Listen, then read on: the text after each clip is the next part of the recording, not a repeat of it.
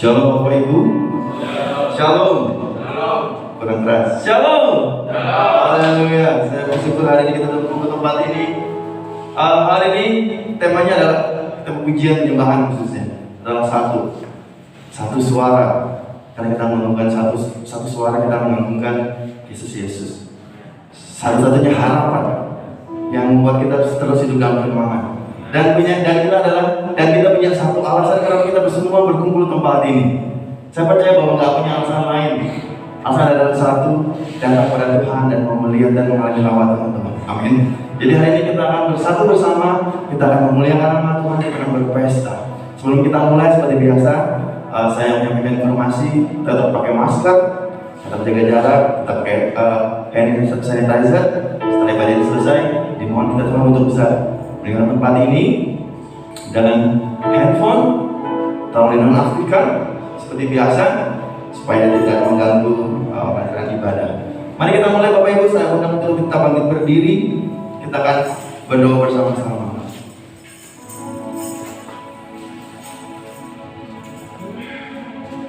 Kami mengucap syukur Tuhan.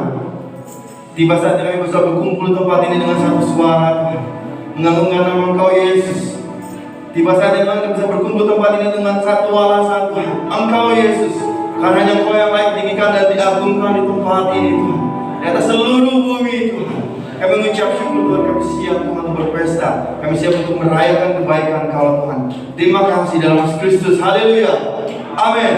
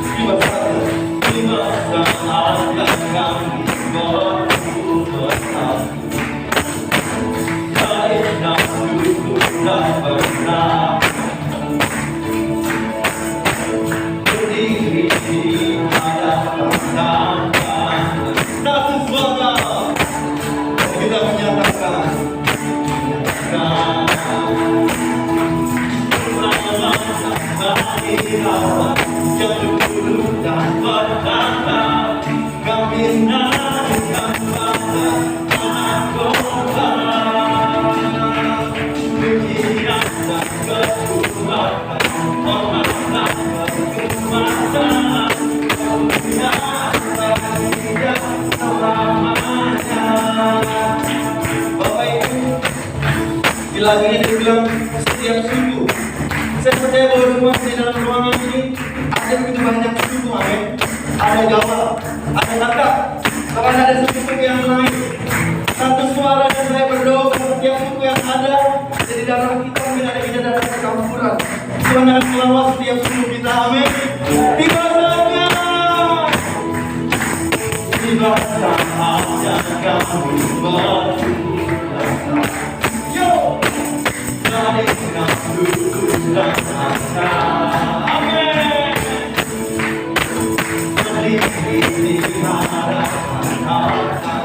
Satu suara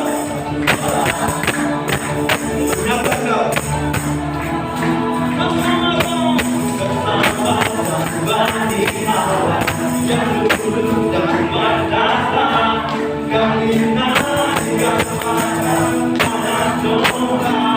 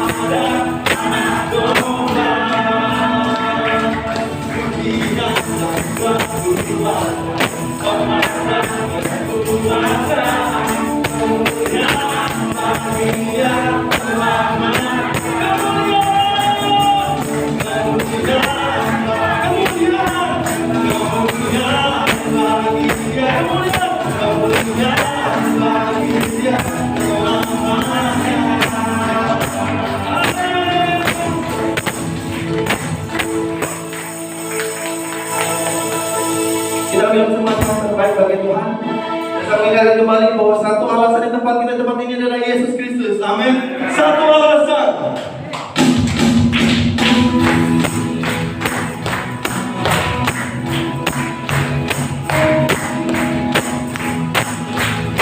Jangan buat aku untuk perkembangannya.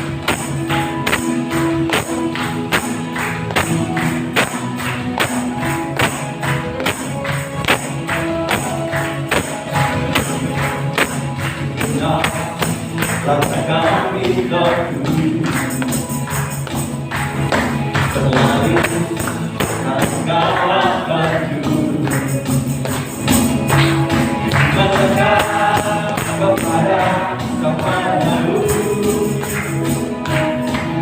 pasti menerangkanku. Kita katakan semua Yesus, Yesus, Kau berkuasa.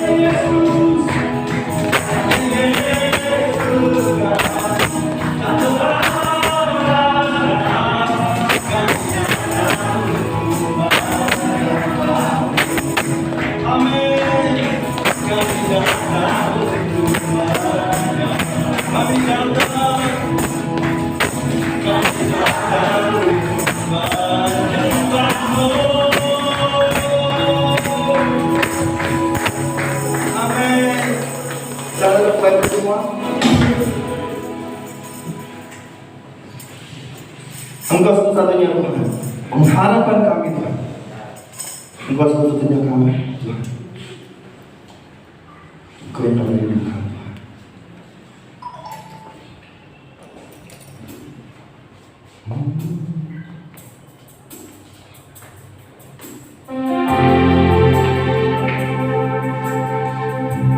Engkau yang kami andalkan Tuhan satu-satunya. Dan kami berdoa bahwa inilah lagu yang keluar dari hati kami terdalam dan membuat kami tahu Tuhan bahwa Engkau lah Tuhan. Engkau lah satu-satunya pengharapan, kehidupan. Engkau adalah jalan satu-satunya. pribadi yang dapat diandalkan satu-satunya Tuhan.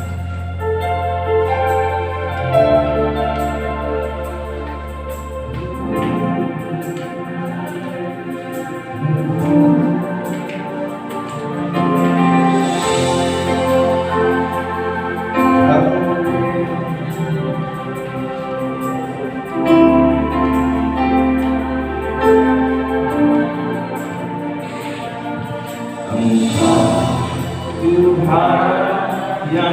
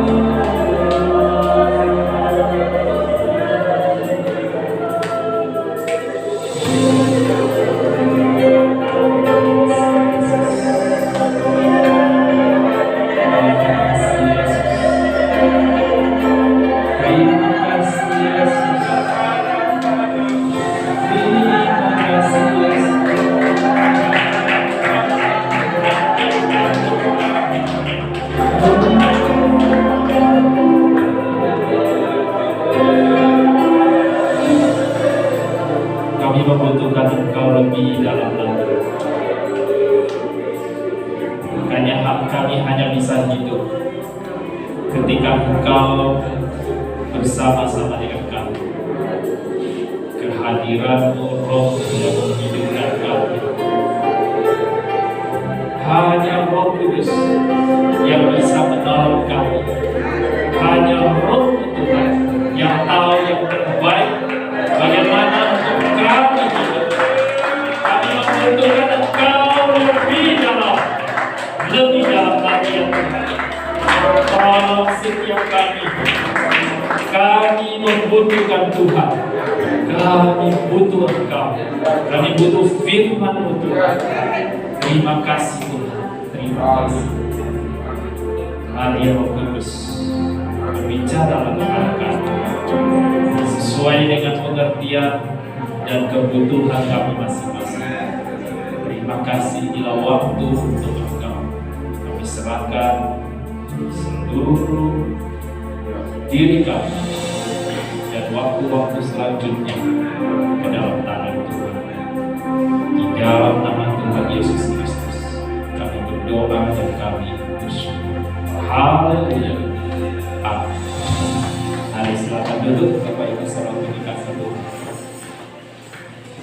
Shalom semuanya. Ya, puji nama Tuhan. Sampai hari ini kita boleh melihat bahwa tangan Tuhan membentuk kita, menjaga kita.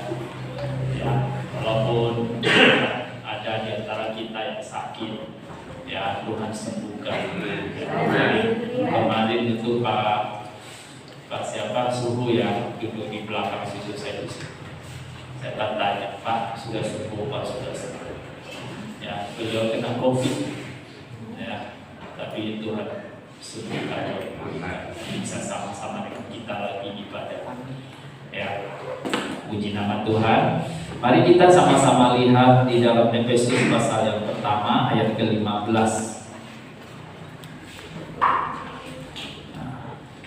Temanya adalah mengapa kita harus mempersembahkan hidup kita kepada Tuhan. Kemarin dua minggu yang lalu saya sampaikan ke Yesus adalah Tuhan. Apa artinya Tuhan? Nah, hari ini saya mau lanjutkan. Mengapa saya dan saudara harus mempersembahkan hidup kita kepada Tuhan? Efesus pasal 1 ayat ke-15 saya bacakan sampai ayat ke-19. Paulus berkata kepada jemaat di Efesus, "Karena itu setelah aku mendengar tentang iman-Mu dalam Tuhan Yesus dan tentang kasih-Mu terhadap semua orang kudus, aku pun tidak berhenti mengucap syukur karena kamu, dan aku selalu mengingat kamu dalam doaku." Dan ayat 17 dia berdoa begini, "Dan meminta kepada Allah Tuhan kita Yesus Kristus, yaitu Bapa yang mulia itu, supaya Ia memberikan kepadamu roh hikmat dan wahyu untuk mengenal Dia dengan benar, dan supaya Ia menjadikan mata hatimu terang, agar kamu mengerti pengharapan apakah yang terkandung dalam panggilannya, betapa kayanya kemuliaan bagian yang ditentukannya bagi orang-orang kudus, dan betapa hebat kuasanya bagi kita yang percaya sesuai dengan kekuatan kuasanya." Jadi Bapak Ibu, inilah doa dan kerinduan Paulus setiap kali dia berdoa untuk orang kudus, untuk orang Kristen. Dia berdoa begini, dia bilang begini, untuk bisa mengenal Tuhan dengan benar, ayat 17. Untuk bisa mengenal Allah dengan benar, jemaat Tuhan membutuhkan roh hikmat dan roh wahyu. Itu. Roh hikmat dan wahyu itu dibutuhkan oleh orang Kristen supaya bisa mengenal Tuhan dengan benar.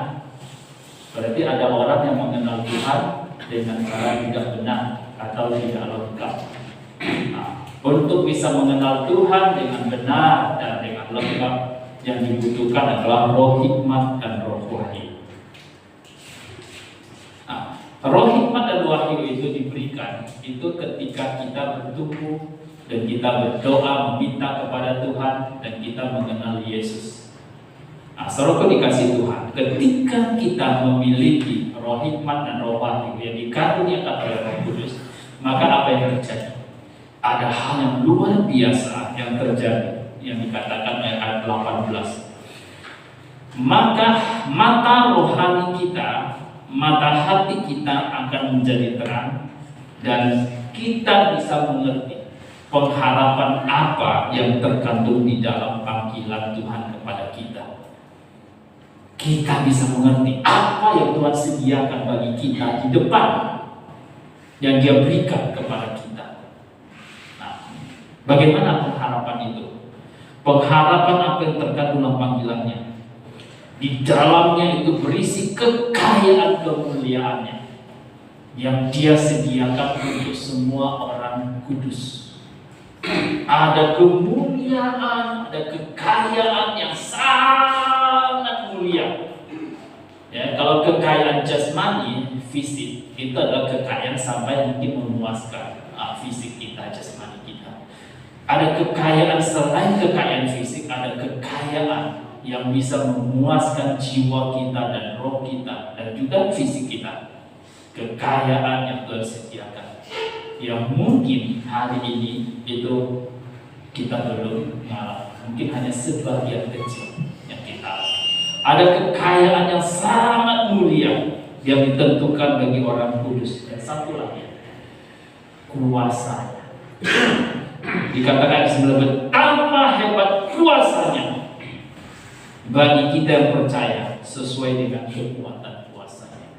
Jadi kuasa yang Dia sediakan itu sangat hebat. Itu sebesar dengan kekuasaan dan kekuatan Tuhan yang akan bekerja disediakan bagi orang-orang yang dibukakan mata hati lewat roh wahyu dan hikmat. Jadi dikatakan sini ada dua hal, ya, kekayaan kasih, ya, dan kekayaan kehebatan kuasa. Nah, selalu dikasih Tuhan. Mari kita lihat apa yang Tuhan sediakan bagi kita, ya, satu persatu. Dulu, ya, kita ini adalah budak, bukan budak kebenaran, tapi budak daripada dosa. Saudara saya, tanpa Yesus kita semuanya diperbudak oleh iblis, oleh roh jahat. Jadi di dalam dunia itu hanya ada dua perhambaan, perhambaan kebenaran, perhambaan dosa. Kalau saudara tidak hidup dalam kebenaran, berarti saudara saya hidup dalam dosa, hamba dosa. Nah, tuan daripada dosa itu adalah iblis dan setan. Saudara saya diperbudak. Oleh karena itu tidak heran bahwa orang-orang yang hidup dalam perhambaan akan melakukan apa yang dikatakan oleh Tuhan, yaitu hidup dalam dosa. Nah, apa buahnya? Buahnya banyak. Kejahatan, ya, kecemaran, perselingkuhan, kemabuk, pesta-pesta yang jahat. Dan itu adalah buah daripada Tuhan kita dulu adalah dosa.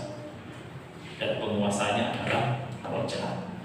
Dan setelah kita terima Yesus, kita dipindahkan dari kerajaan di mana rajanya adalah iblis. Kita dipindahkan ke dalam kerajaan yang baru di mana rajanya adalah Yesus. Kita dipindahkan. Nah, apa yang terjadi ketika saudara saya itu mengalami yang namanya dipindahkan dari kerajaan gelap kepada kerajaan terang? Pertama kali yang terjadi adalah roh Yesus masuk di dalam hati kita. Dan dikatakan oleh Yohanes pasal 3, saudara dan saya mengalami kelahiran kembali, dilahirkan kembali. Di mana dulu di dalam kerajaan kegelapan ini, roh kita mati, kehendak kita dikendalikan, pikiran kita cemar, keinginan kita penuh dengan hawa nafsu. Waktu kita dilahirkan kembali, kita dilahirkan dan ditempatkan dalam kerajaan Yesus Kristus, maka roh kita dihidupkan Jiwa kita disempurnakan terus-menerus. Dan tubuh kita punya jaminan untuk disembuhkan.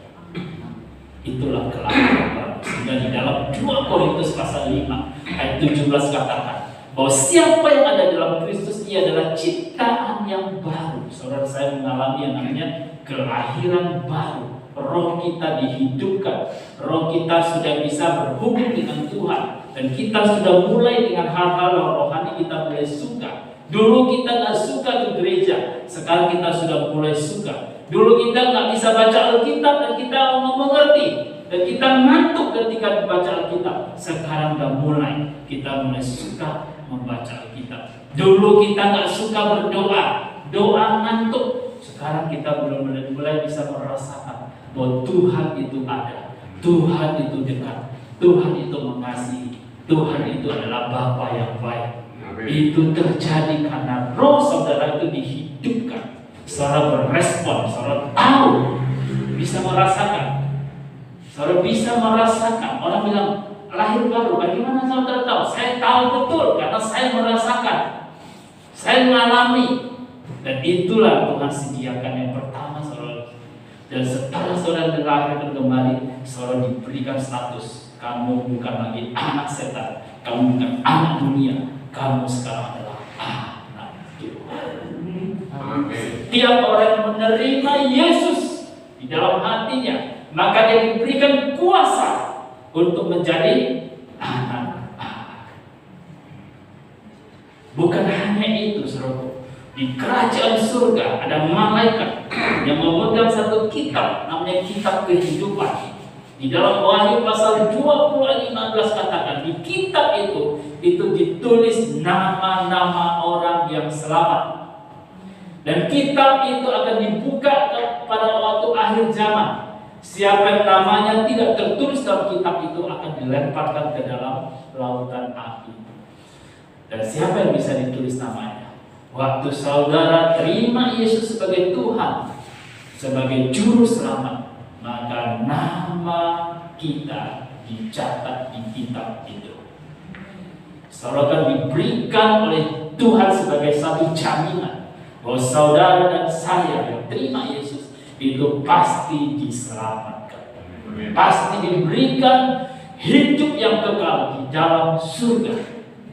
Jadi ada jaminan yang dia berikan kepada kita. Itu yang dia sediakan, kekayaan kasih. Dan bukan hanya itu, apa yang dia lakukan untuk kita. Dia mengampuni kita dari dosa-dosa. Dikatakan bahwa dulu waktu kita hidup dalam dosa, tuan kita adalah iblis. Maka kita tunduk di bawah kuasa dia. Dan saudara ingin berbuat baik, gak bisa. Mungkin daripada kita semua punya pengalaman waktu kita belum sungguh-sungguh terima Yesus dan lahir baru. Ada satu pengalaman yang saudara bisa lupakan. Saudara tahu itu baik, saudara ingin lakukan, saudara jatuh terus dalam dosa. Betul? Saudara tahu bahwa itu jahat, jangan dilakukan, tapi saudara justru terus lakukan. Itu namanya budak dosa. Ini namanya hukum dosa. Ini namanya tubuh dosa. Jadi yang dibawa oleh semua manusia, kelahiran dia itu bukan karena perbuatan dosanya. Kelahiran dia sebagai manusia, benih Adam, maka dia membawa namanya tubuh dosa, hukum dosa. Nah, jadi walaupun dia belum berbuat dosa, tapi dia tetap di pandangan Tuhan itu adalah orang berdosa. Karena kelahiran dia benih Adam. Ini yang menyebabkan orang nggak bisa masuk surga. Seumur hidup dia dibilang kepada Tuhan, saya berbuat baik, saya nggak pernah berzina, saya nggak pernah membunuh, saya nggak pernah melakukan dosa-dosa yang besar. Kalau dosa kecil berbohong mungkin sedikit lah, tapi itu bisa ditutupkan dengan amal ibadah saya. Dan ada orang terus-menerus yakin bahwa dia itu akan diterima Tuhan dengan kebaikan dia. Dan ketika diperbandingkan, ya memang orang ini adalah hampir-hampir sempurna. Dan waktu dia meninggal, siapa yang bisa bilang dia tidak masuk surga? Tuhan bilang dia nggak masuk surga bukan karena dia tidak berbuat dosa, karena kelahiran dia sebagai benih Adam, maka dia adalah orang berdosa. Nah, dia memiliki dosa yang namanya dosa keturunan. Nah, dosa keturunan ini nggak bisa diselesaikan dengan perbuatan baik, dengan beragama, dengan rajin ke gereja, dengan rajin sholat, dengan rajin apapun. Benih dosa di bawah keturunan dari Adam itu hanya bisa diselesaikan dengan cara dihukum. Harus dihukum dosanya.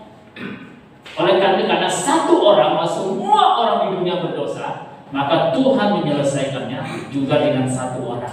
Dengan satu orang dihukum, maka semua orang percaya bisa dibenarkan. Itu cara Tuhan, luar biasa.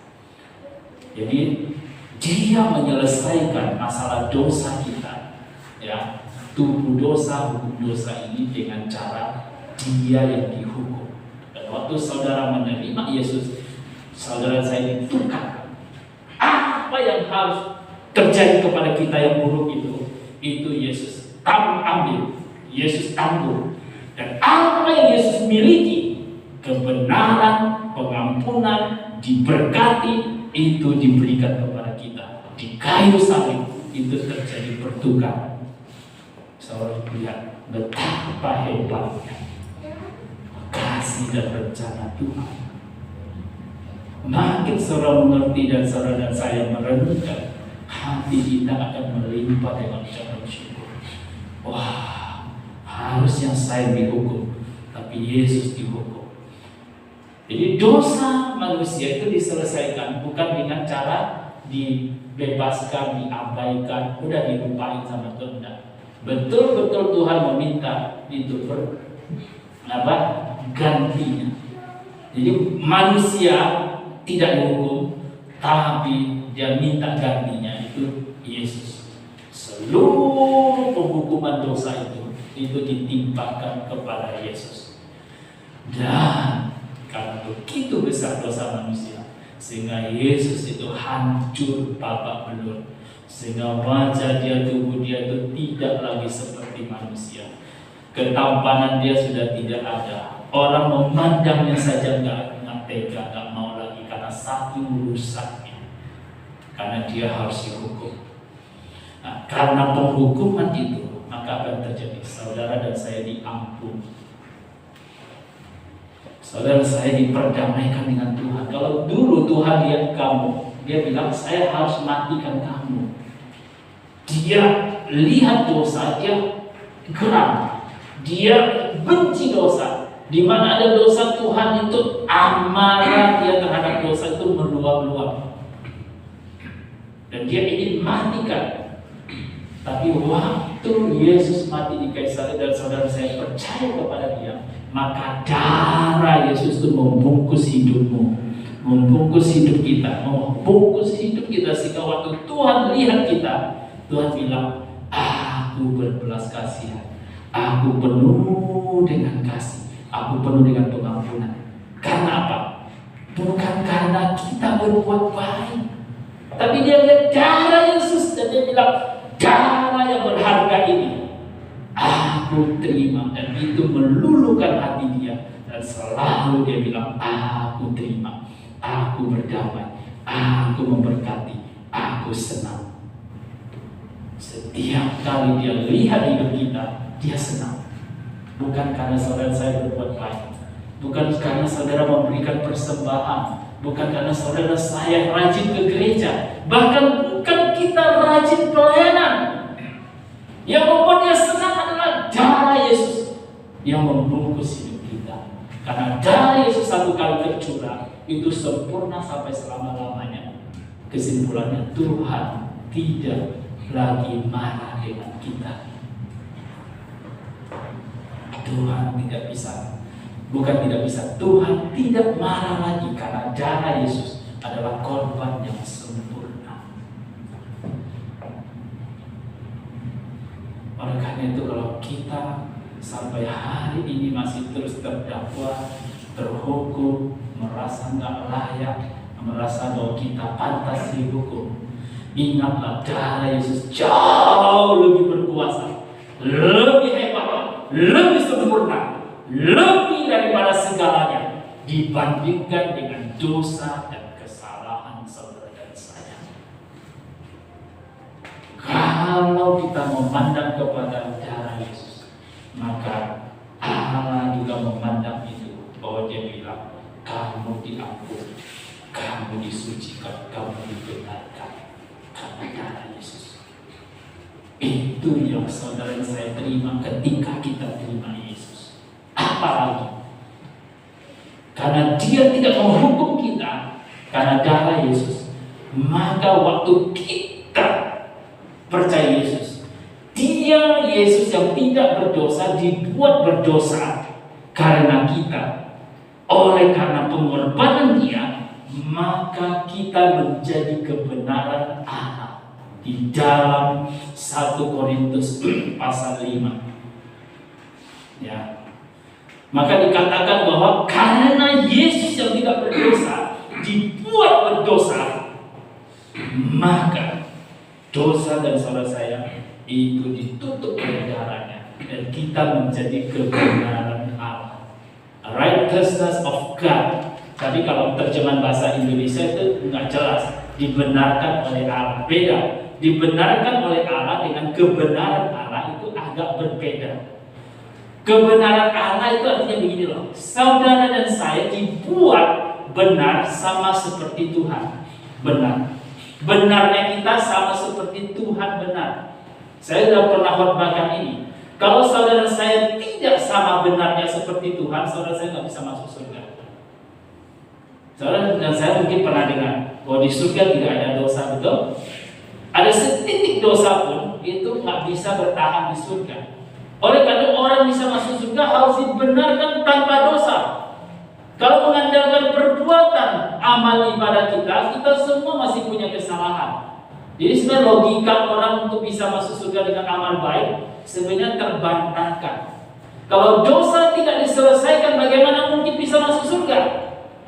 Pahala saya lebih banyak loh Pak. Pahala saya 80, dosa saya cuma 20. 20 itu juga menjadikan orang tidak bisa bertahan di surga. Kalau dosa itu tidak diselesaikan. Menyelesaikan dosa bukan ditutup dengan pahalanya. Bukan kita seperti matematika, saya punya utang 20, saya punya uang 80, berarti 20 bisa bayar ini kan? Saya bayar dengan 20, saya masih punya 60. Enggak begitu. Matematikanya enggak begitu. Kalau dosa kita hanya 1 dan kita melakukan kebaikan 99, saudara pikir bisa masuk dosa, masuk surga? Tidak bisa. Masuk surga harus tanpa dosa, karena di surga dosa tidak ada. Oleh karena itu untuk menyelesaikan gimana? Yesus harus mati untuk selesaikan dosa kita, sehingga waktu saudara saya terima Yesus, Tuhan lihat kita itu tanpa dosa, karena dosa kita sudah disucikan oleh darah Yesus. Sehingga waktu Tuhan lihat Oni, Tuhan bilang, kamu benar sama seperti Tuhan benar. Oleh karena itu kamu bisa masuk surga. Tanpa itu Oni nggak bisa masuk surga. Kenapa Oni benar seperti Tuhan benar? Bukan karena Oni berbuat benar. Bukan Pak Oni itu melakukan kebaikan, dia sering WL di sini. Dan Tuhan bilang kepada saya, Hadi, kamu benar seperti Tuhan benar. Kenapa Tuhan bilang saya benar seperti Tuhan benar? Kebenaran Allah. Karena Yesus, bukan karena saya berkhotbah, bukan karena saya rajin ibadah, bukan karena saya rajin memberikan persembahan, bukan juga karena saya rajin melayani. Semata-mata karena Yesus, korban Yesus, darah Dia yang menyucikan saya, darah Dia membungkus hidup saya, dan itu yang menyebabkan Tuhan bilang, kamu benar, kamu diterima, kamu boleh masuk ke dalam surga. Jadi korban Yesus menjadikan saudara saya kebenaran Allah.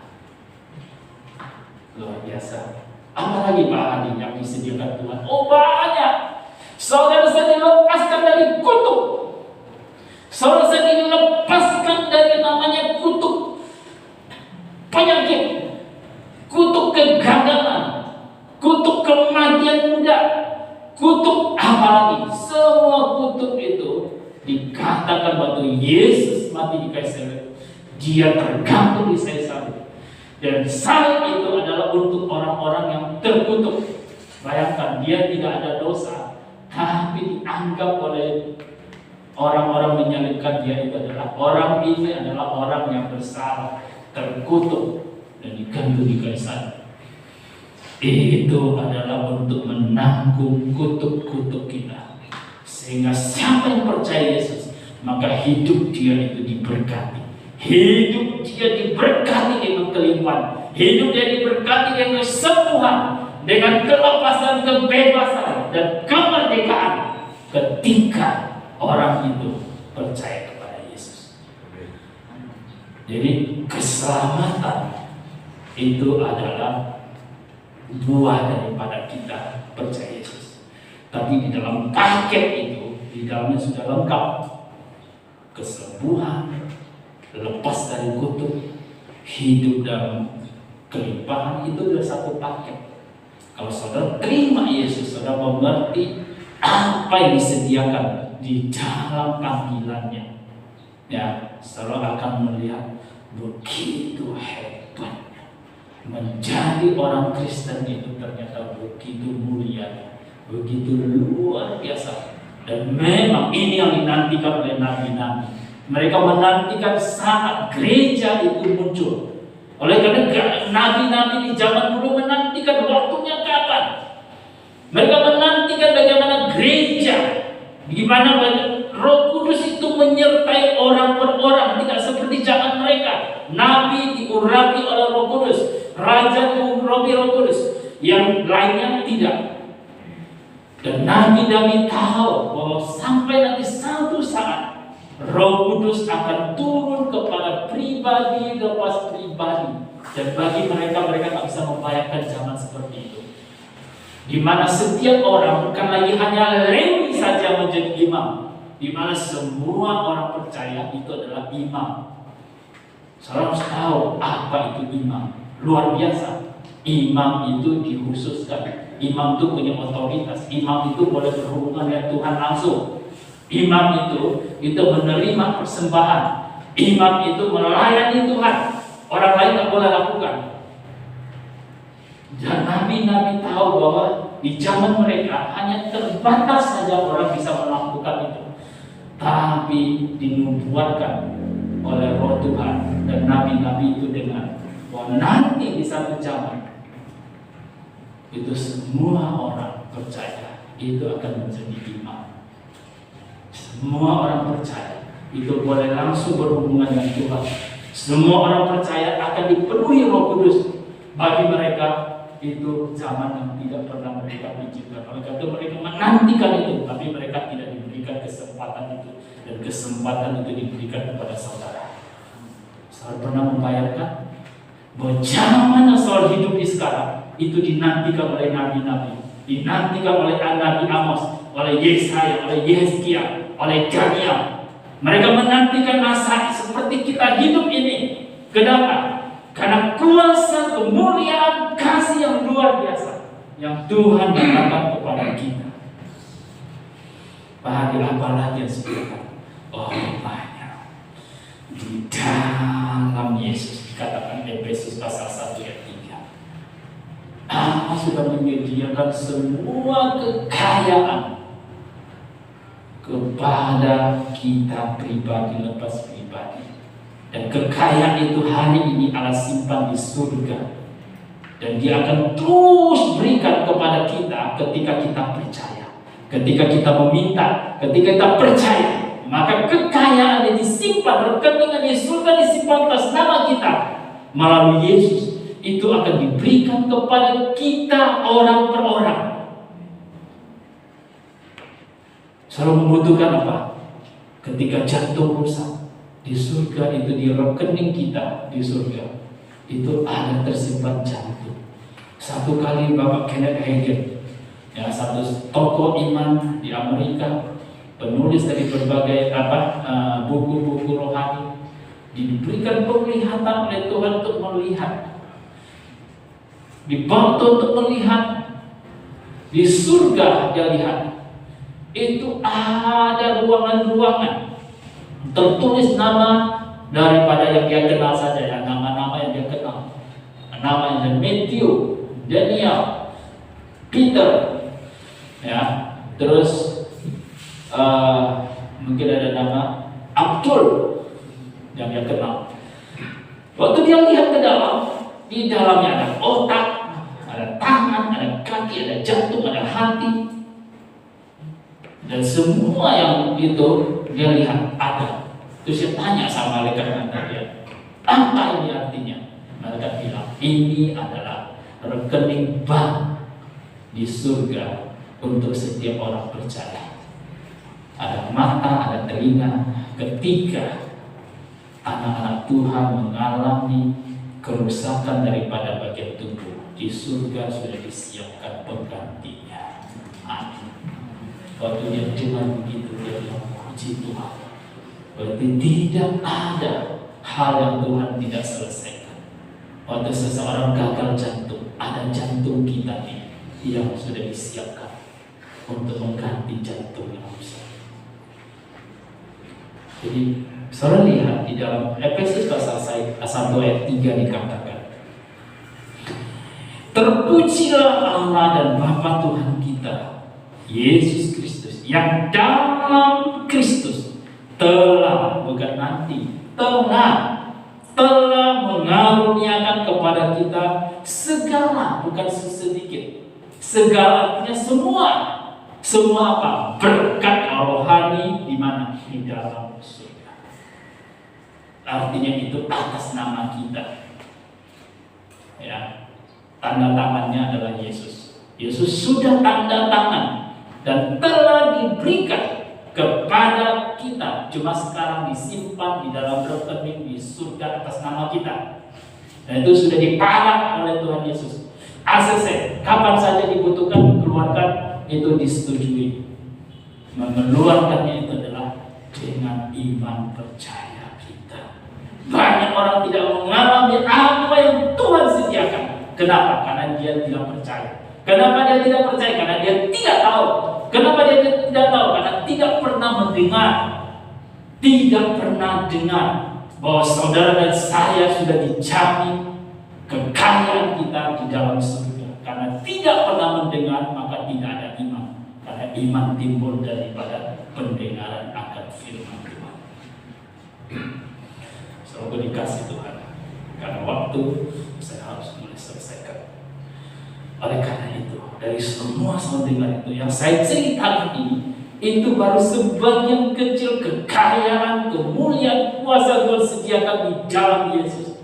Kalau saudara baca lebih banyak lagi, akan saudara terkagum-kagum. Saudara belum diceritakan tentang kemuliaan daripada gereja. Di mana gereja Tuhan, di mana kalau dia pergi, di situ pintu alam maut tidak bisa menguasai. Secara pribadi Tuhan siapkan untuk kita, tapi secara korporat Tuhan juga siapkan kuasa yang tidak terbatas untuk kita. Oleh karena itu gereja ketika kita bersatu bersama-sama di dalam visi Tuhan, kita bisa melakukan hal yang di luar daripada manusia bisa pikirkan. Gereja bisa mengguncangkan dunia. Di zaman gereja mula-mula, gereja itu ditakuti, dihormati, tapi juga ditakuti. Di mana gereja datang, gereja itu adalah bukan gedungnya, orang-orangnya. 2 orang datang di satu tempat, itu mengguncangkan daerah itu. Kesembuhan terjadi, iblis diusir, hal-hal yang jahat menyingkir.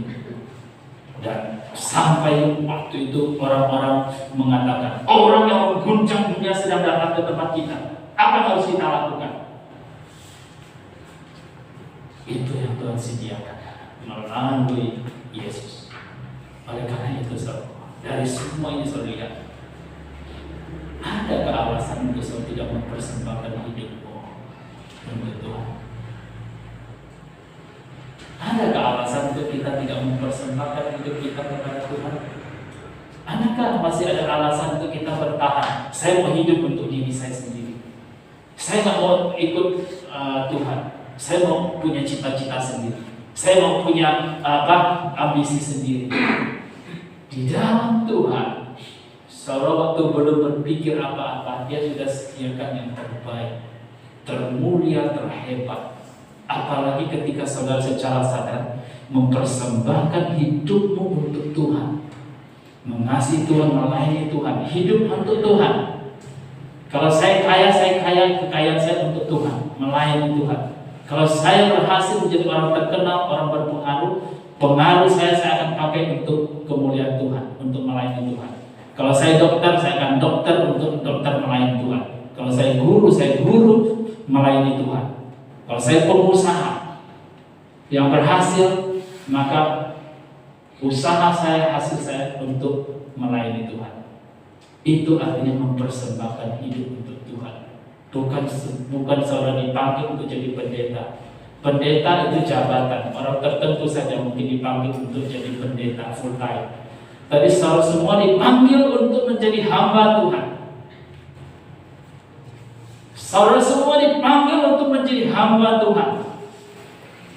Oleh karena Tuhan nggak bisa memakai kita kalau saudara saya tidak secara rela untuk bilang kepada Tuhan, Tuhan, sekarang saya nggak bisa tahan lagi. Saya persembahkan seluruh hidup saya, keberadaan saya untuk Tuhan. Suka-sukanya Tuhan. Karena saya tahu suka-sukanya Tuhan itu yang terbaik.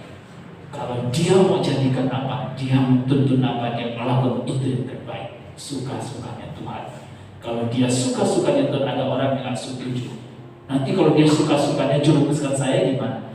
Bapa kita tidak memberikan kita ular ketika kita minta ikan, betul? Dia tidak memberikan kita batu ketika kita butuh roti, betul? Oleh karena itu kalau suka-sukanya Dia, suka-suka Dia adalah memberikan yang terbaik. Apa yang kita tidak pernah memikirkan, Dia sediakan buat kita. Adakah alasan untuk kita terus bertahan? Saya nggak mempersembahkan hidup saya untuk Tuhan. Agak mau, saya takut nanti hidup saya jadi susah, nggak menyenangkan. Apa yang saya suka Dia nggak kasih. Enggak. Yang terbaik saja Dia kasih waktu saudara belum mencari Dia. Masa yang receh-receh itu Dia nggak kasih? Masa jodoh yang terbaik Dia nggak kasih? Masa uang yang receh Dia nggak kasih? Masa uang materi itu Dia nggak kasih? Nggak mungkin. Hanya kekhawatiran kita tidak mengerti, kita dibodohi oleh iblis. Terus kita terus bertahan. Saya nggak mau persembahkan hidup saya. Saya mau biasa-biasa saja. Saya nggak mau radikal. Saya nggak mau sungguh-sungguh. Saya nggak mau terlalu panas.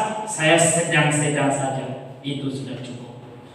Waktu saudara sedang-sedang punya pikiran demikian, justru saudara rugi dan saudara tidak maksimal. Inilah waktunya saudara saya sama-sama katakan, saya mau sungguh-sungguh, saya mau berapi-api. Kalau saya hidup sekali hidup, saya hidup untuk Tuhan. Kalau saya mati juga satu kali, mati untuk Tuhan. Bagaimana kalau saya sudah berumur 50 tahun ke atas? Inilah kesempatan untuk kita bapak-bapak, ibu-ibu. Kalau umur kita sampai 40 tahun, 50 tahun, kita sia-siakan untuk hidup kita sebagai manusia. Hidup untuk dunia. Bukankah ini kesempatan? Tuhan berikan kesempatan kedua kepada kita. Bahwa sisa hidup kita pakai untuk melayani Tuhan. Dan kita selesaikan panggilan Tuhan untuk hidup kita. Sisa hidup kita berapa? 20 tahun, 10 tahun, 15 tahun. Mari kita gunakan itu untuk melayani Tuhan di bidang yang Tuhan percayakan. Dan saya nggak perlu berpikir terlalu jauh. Nanti harus bagaimana? Ketika Tuhan mendapatkan hati kita, maka Dia bisa melakukan sesuatu yang Tuhan nggak bisa lakukan. Saudara saya terus berpikir, saya nggak layak, saya nggak bisa ini, saya nggak bisa itu. Saudara membatasi Tuhan. Tuhan nggak membutuhkan saudara bisa atau tidak. Tuhan membutuhkan persetujuan saudara. Hati kita mau atau tidak. Soal kekuasaan, kemampuan itu Dia sangat mudah untuk yang berikan. Hari ini Tuhan mencari kita, siapapun kita. Masih remaja kan, masih sudah sangat tua. Tuhan hanya butuhkan satu. Aku mau Tuhan. Seluruh hidupku aku mau persembahkan untuk Tuhan. Karena itu yang terbaik. Di luar itu tidak ada yang baik lagi. Inilah Tuhan ingin sampaikan. Masihkah selalu berpikir untuk tidak mempersembahkan hidup kepada Tuhan? Saya akan tutup dalam Roma pasal 12 ayat 1.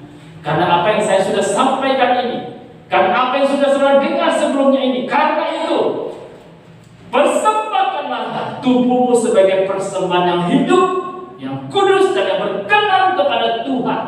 Itu adalah ibadahmu yang sejati. Kalau saudara mau bilang Tuhan, apa yang terbaik Tuhan? Apa yang terbaik? Ibadah apa yang terbaik? Tuhan bilang, persembahkanlah tubuhmu. Kenapa tubuh? Bukan roh dan jiwa. Karena tubuh kita paling bermasalah.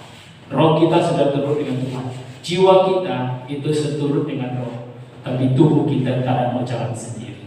Oleh karena itu Tuhan katakan di dalam 1 Korintus pasal 6 ayat 20, kamu sudah dibeli dan harganya sudah lunas dengan darah Yesus. Karena itu muliakanlah Tuhan dengan tubuh. Hari ini Tuhan minta saudara sadar, Tuhan, pilihan saya hanya satu, kan itu yang terbaik. Saya persembahkan hidup saya, tubuh saya untuk Tuhan. Mari kita tenangkan kepala kita, mari kita berdoa.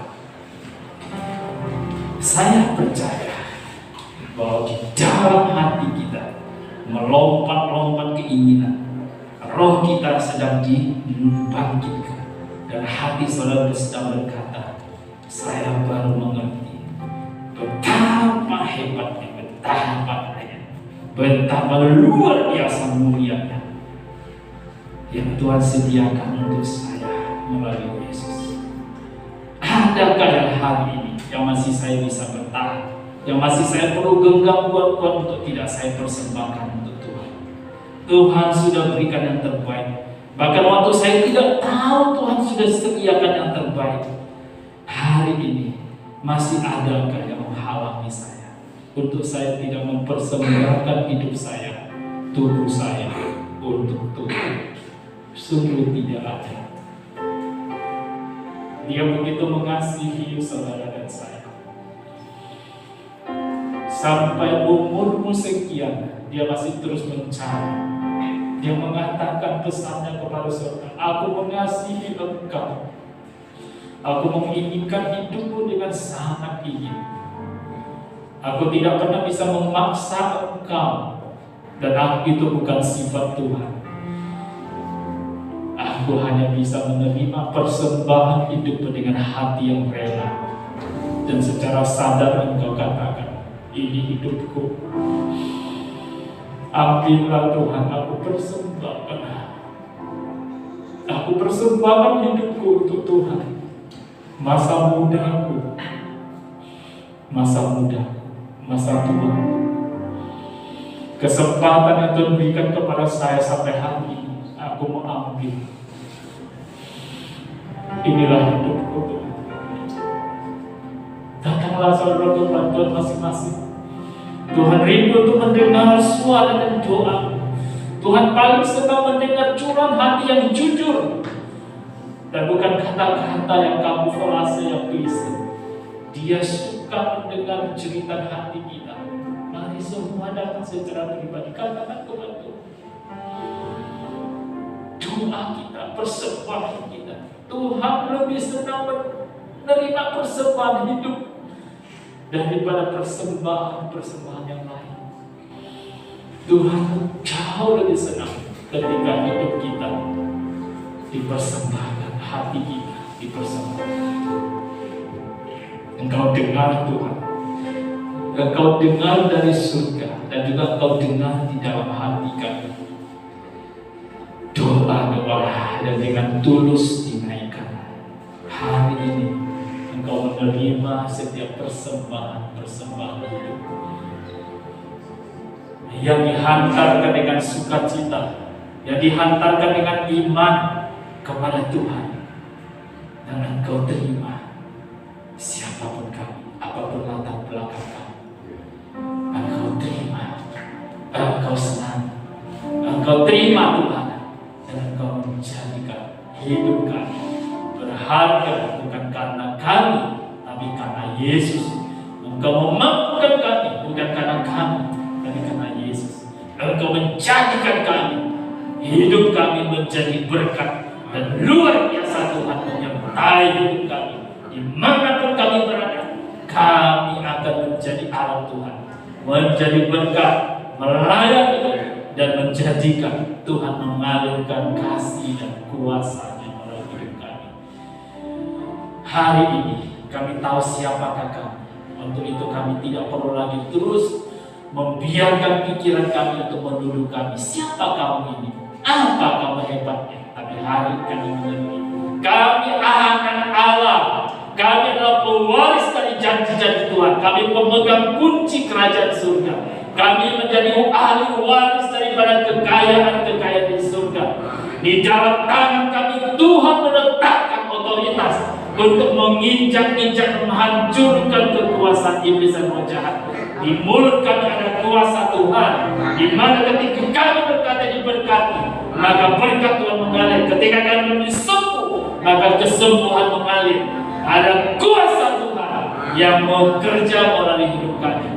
Oleh karena hari ini kami semua dibangkitkan bahwa kami adalah pahlawan. Kami bukan orang-orang yang kecil, orang-orang yang biasa. Karena ada Allah yang Maha Kuasa hidup bertahta di dalam hati kami. Terima kasih Tuhan. Kami jumlahnya sedikit, tapi kami memiliki otoritas jauh melebihi satu kota ini. Karena di tangan dan di mulut kami, ketika kami katakan diberkatilah kota ini diberkati. Amin. Diberkatilah Banjarmasin, diberkatilah Kalimantan Selatan, diberkatilah Pulau Kalimantan, diberkatilah Indonesia, dan diberkatilah bangsa-bangsa. Tuhan menaruhkan di dalam hati kami bahwa kami menjadi berkat bukan hanya untuk bangsa Indonesia, tapi untuk bangsa-bangsa. Karena itulah firman Tuhan, pergilah ke seluruh dunia, jadikan semua bangsa muridku. Itulah visi, itulah batasan kami Tuhan, bahwa kami diberkati bukan untuk hanya kota Banjarmasin. Di antara kami, pada waktunya Tuhan akan kirim ke luar negeri, ke bangsa-bangsa. Di antara kami, pada waktunya Tuhan akan jadikan kami untuk pergi menjadi berkat bagi seluruh bangsa. Terima kasih Tuhan Yesus. Di dalam nama Yesus kami kembalikan syukur dan hormat. Haleluya. Amin. Berikan tepuk tangan untuk Tuhan.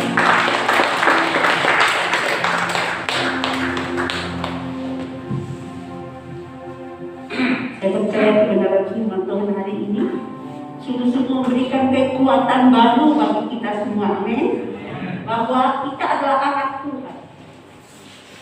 Tuhan telah memeteraikan kebenaran firman-Nya di dalam kehidupan kita, bahwa kita adalah anak Allah, amin. Ada Yesus dalam kehidupan kita. Dia terus mengubah akan kehidupan kita. Dia terus membawa kita kepada kebenaran, dan dia terus menyucikan akan dosa kita. Karena kasih-Mu ku hidup, karena salib-Mu ku berdiri semua. Tuhan yang berkuasa sanggup untuk melakukan. Terima kasih Tuhan.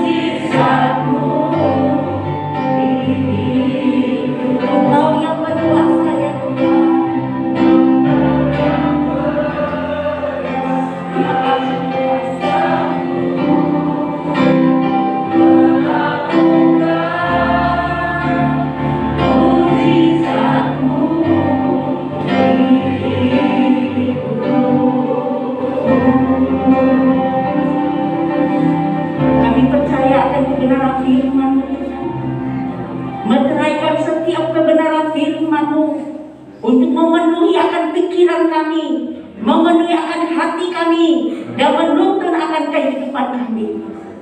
Karena Tuhan Yesus adalah kebenaran yang sejati, yang ada dalam kehidupan kami, yang terus menuntun kami kepada kebenaran demi kebenaran, sehingga kami tidak lagi melakukan dosa. Karena Tuhan Yesus yang memimpin kami kepada kebenaran demi kebenaran. Dosa tidak berkuasa atas kehidupan kami, karena darah Tuhan Yesus Kristus yang telah mengalahkan akan dosa, dan darah Tuhan Yesus Kristus yang telah menyucikan kami semua, sehingga kami boleh layak ya Tuhan untuk bersama-sama dengan Tuhan melakukan pekerjaan Tuhan yang besar di muka bumi ini, melakukan pekerjaan Tuhan yang besar di dalam keluarga kami, melakukan pekerjaan Tuhan yang besar di dalam gereja ya Tuhan, melakukan pekerjaan Tuhan yang besar atas Indonesia ya Tuhan Yesus Kristus. Dan kami percaya kuasa itu Tuhan telah berikan kepada kami sebagai kekayaan yang tidak terhitung nilainya ya Tuhan Yesus Kristus. Terima kasih Tuhan. Terima kasih buat kasih sayang Tuhan. Terima kasih buat pemeliharaan Tuhan. Terima kasih untuk pemulihan yang terus Tuhan kerjakan dalam kehidupan kami. Terima kasih untuk kekuatan dan kesehatan yang Tuhan anugerahkan kepada kami semua, sehingga kami menjadi berkat sampai Tuhan Yesus datang kembali. Sebentar kami akan pulang Tuhan, dan kami mengangkat tangan kami untuk menerima berkat supaya kami menjadi berkat. Saudara yang kasih, dengan iman terimalah berkat daripada Allah Bapa kita yang menghadapkan wajahnya kepada kita, menyinari kita dengan sinar wajahnya, dan memberikan kepada kita kasih karunia dan damai sejahtera.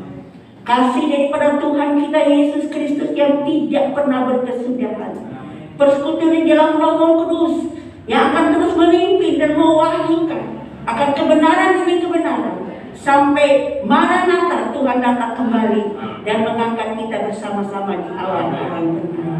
Kita yang percaya dan diberkati oleh Tuhan Yesus, kita bersama-sama berkata